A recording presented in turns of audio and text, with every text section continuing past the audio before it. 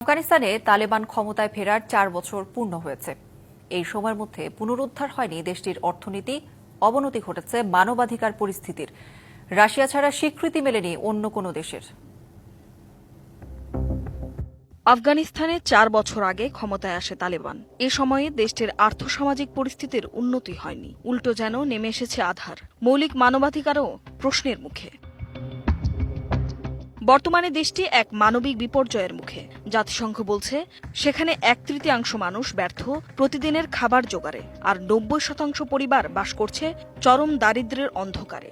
অর্থনৈতিক ধস এমন পর্যায়ে গেছে যেখানে অভিভাবকরা আর্থিক প্রয়োজনে নিজের সন্তান বিক্রি করতেও বাধ্য হচ্ছেন। শুধু তাই নয়, জলবায়ু বিপর্যয়ে বিশ্বের সবচেয়ে ঝুঁকিপূর্ণ দেশগুলোর একটি আফগানিস্তান। দ্য ডিপ্লোমেটের এক প্রতিবেদনে বলা হয়েছে, পানির অভাবে ২০৩০ সালের মধ্যে রাজধানী কাবুল হতে পারে আধুনিক ইতিহাসের প্রথম শূন্য পানির শহর।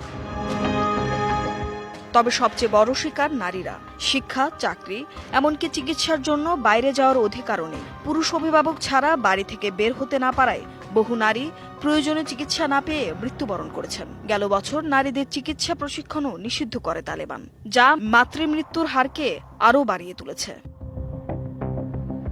এই ৪ বছরে রাশিয়া ছাড়া অন্য কোনো দেশই তালিবান সরকারকে স্বীকৃতি দেয়নি। সম্প্রতি চীন, সংযুক্ত আরব আমিরাত সহ কিছু দেশ কাবুলের সাথে কূটনৈতিক সম্পর্ক বাড়াচ্ছে। অন্যদিকে স্বীকৃতি না দিলেও দেশটির সাথে কূটনৈতিক সম্পর্ক বজায় রাখছে ভারত।